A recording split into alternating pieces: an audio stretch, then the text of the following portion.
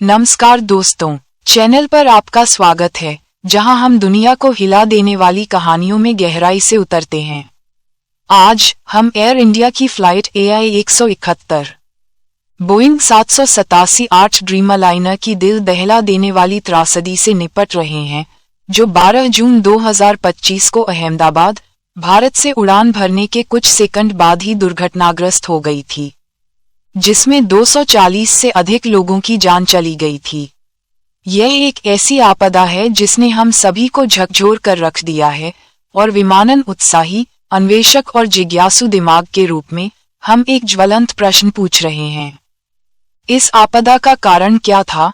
क्या यह मानवीय भूल थी, मशीन की विफलता, या कुछ और अधिक प्रणालीगत? दोस्तों, तैयार हो जाए, क्योंकि हम तथ्यों, उदाहरणों और वास्तव में क्या हुआ, इस पर एक सीधी सादी नजर डालने वाले हैं।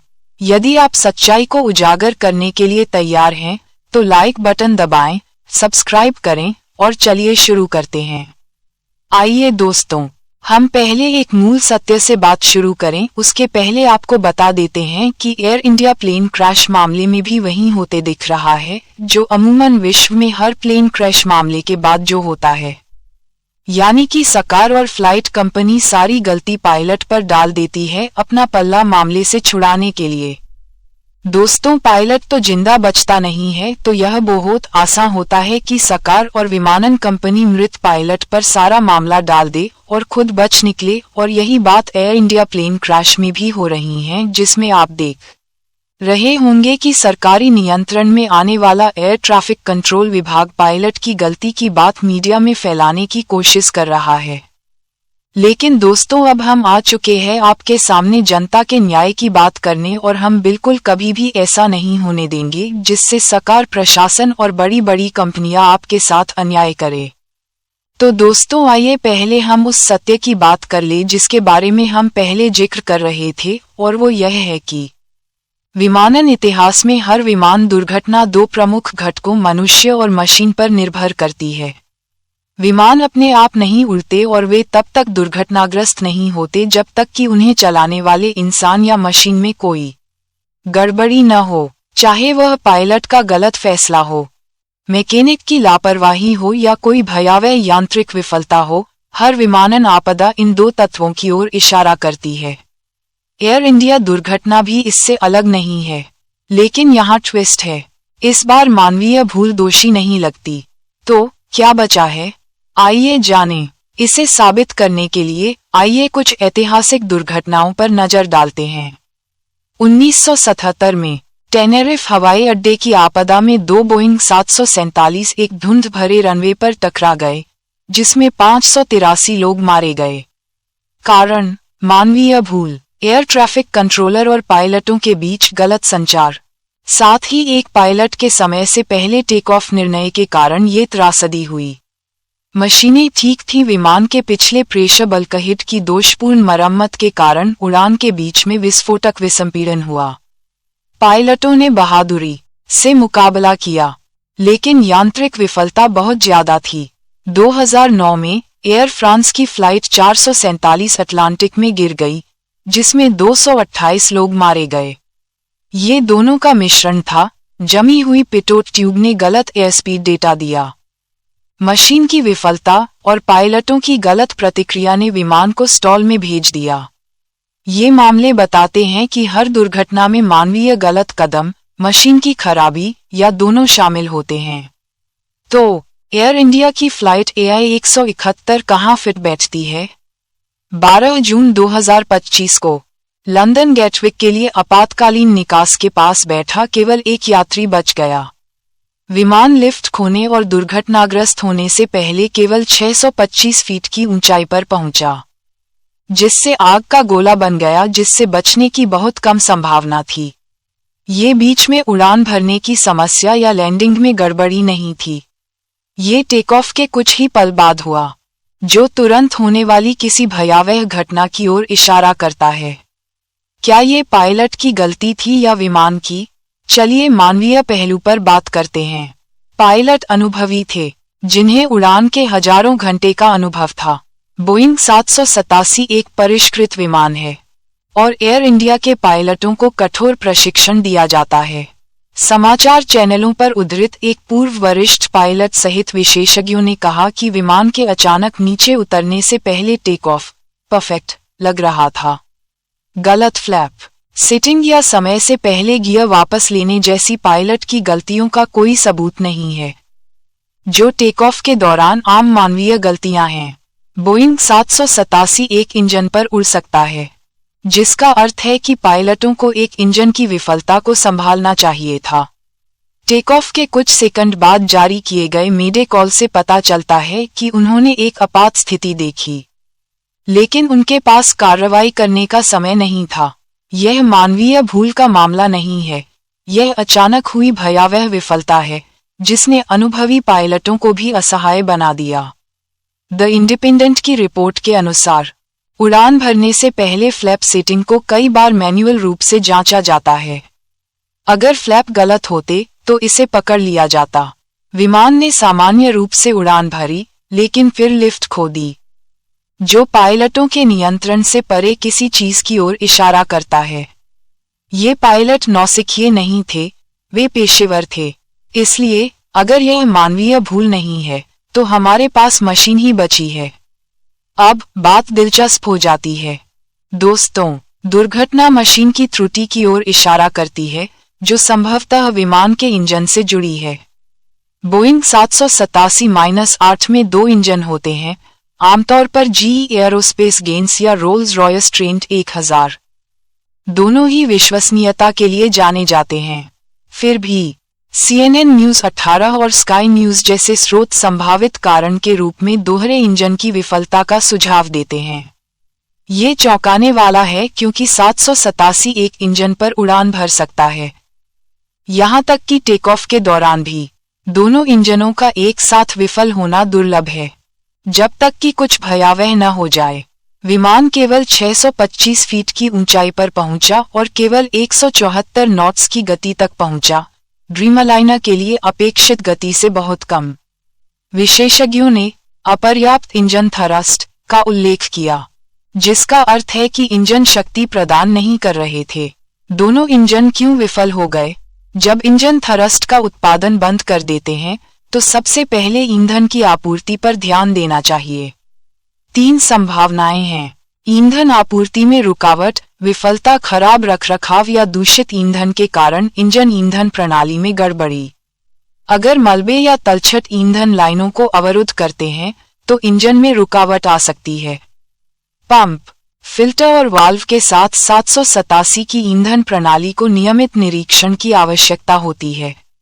यदि इनकी उचित तरीके से सर्विसिंग नहीं की गई तो रुकावट के कारण दोनों इंजन बंद हो सकते हैं। कुछ लोगों ने ऑनलाइन अनुमान लगाया कि ईंधन संदूषण इस तरह की रुकावट का कारण हो सकता है। हालांकि इसकी पुष्टि नहीं हुई है। यदि ईंधन प्रणाली दोषपूर्ण थी, जैसे कि टूटा हुआ ईंधन पंप या नियंत्रण इकाई, तो यह ईंधन को इंजन तक पहुंचने से रोक सकता है। रॉयटर्स ने 2022 तक सरकारी स्वामित्व के तहत एयर इंडिया के रखरखाव के मुद्दों, जिसमें स्पेयर पार्ट्स की कमी भी शामिल है, के इतिहास का उल्लेख किया। हालांकि टाटा समूह बेड़े का आधुनिकीकरण कर रहा है, लेकिन इस 15 वर्षीय ड्रीमलाइनर को शायद ठीक से ओवरहाल नहीं किया गया होगा। यदि ईंधन पंप या इंजन नियंत्रण की सर्विसिंग नहीं की गई तो ये थ्रस्ट लॉस की व्याख्या कर सकता है। इंजन निर्माता जीई एयरोस्पेस इंजनों पर ध्यान केंद्रित करते हुए जांच में सहायता कर रहा है। यदि ईंधन स्वयं दूषित था, पानी, गंदगी या अशुद्धियों के साथ, तो यह इंजन को अवरुद्ध कर सकता है या खराबी का कारण बन सकता है। कुछ ऑनलाइन पोस्ट ने दूषित ईंधन का सुझाव दिया, जिसमें एयर इंडिया के रखरखाव भागीदार तुर्की टेक्निक की ओर इशारा किया गया। यदि ईंधन की गुणवत्ता से समझौता किया गया था, तो यह अहमदाबाद हवाई अड्डे या ईंधन आपूर्ति श्रृंखला पर गुणवत्ता नियंत्रण के बारे में सवाल उठाता है। ईंधन मानकों की देखरेख करने वाली सरकार जिम्मेदार होगी। लंदन की उड़ान के लिए 125,000 लीटर ईंधन के साथ थोड़ा सा भी संदूषण विनाशकारी हो सकता है। कौन जिम्मेदार है? यदि इंजन खराब रखरखाव के कारण विफल हो गए तो एयर इंडिया और तुर्की टेक्निक जिम्मेदार हैं। रॉयटर्स ने एयर इंडिया के पिछले मुद्दों को उजागर किया, जैसे कि पुर्जों की कमी के कारण विमानों को जमीन पर उतारना, यदि ईंधन प्रणाली का निरीक्षण या ओवरहाल नहीं किया गया था, तो एयर इंडिया ये सुनिश्चित करने में विफल रही कि विमान उड़ान भरने योग्य था। एयर इंडिया को विश्व स्तरीय बनाने के लिए टाटा समूह का प्रयास बहुत अच्छा है, लेकिन ये दुर्घटना रखरखाव की खामियों को उजागर कर सकती है। यदि दूषित ईंधन समस्या है, तो भारत सरकार और विमानन प्राधिकरण जिम्मेदार हैं। ईंधन की गुणवत्ता एक नियामक मामला है और अहमदाबाद जैसे हवाई अड्डों को सख्त मानकों को लागू करना चाहिए। यदि चोरी या ढीली निगरानी के कारण टैंकों में खराब ईंधन गया, तो सरकार को जवाब देना चाहिए। रॉयटर्स के अनुसार एक उच्च स्तरीय समिति जांच कर रही है, लेकिन हमें पारदर्शिता की आवश्यकता है। क्या ईंधन का परीक्षण किया गया था? क्या गुणवत्ता नियंत्रण लागू किया गया था? आइए ईंधन या रखरखाव के मुद्दों के कारण हुई अन्य दुर्घटनाओं को देखें। 1985 में British air tours flight 28M में मैनचेस्टर में टेक ऑफ के दौरान एक दोषपूर्ण इंजन घटक की ठीक से मरम्मत नहीं होने के कारण आग लग गई, जिसमें 55 लोग मारे गए। 2007 में गरुड़ इंडोनेशिया फ्लाइट 200 पायलट की गलती और खराब रखरखाव वाले हाइड्रोलिक सिस्टम के कारण लैंडिंग पर दुर्घटनाग्रस्त हो गई। 2007 में टैम एयरलाइंस की फ्लाइट 3054, ये दुर्घटना सिर्फ एक विमान या एयरलाइन की नहीं है, यह विमानन के लिए एक चेतावनी है। बोइंग 787 एक चमत्कार है, लेकिन उचित रखरखाव के बिना बेहतरीन मशीनें भी विफल हो जाती हैं। एनपीआर द्वारा उद्धृत 2024 की विस्ल ब्लोअर रिपोर्ट में दावा किया गया है कि कुछ 787 में फास्टनिंग की समस्या थी। हालांकि बोइंग ने इसे गैर महत्वपूर्ण बताया। क्या यह इसमें योगदान दे सकता है? हमें नहीं पता, लेकिन इसमें कठोर रखरखाव पर जोर दिया गया है।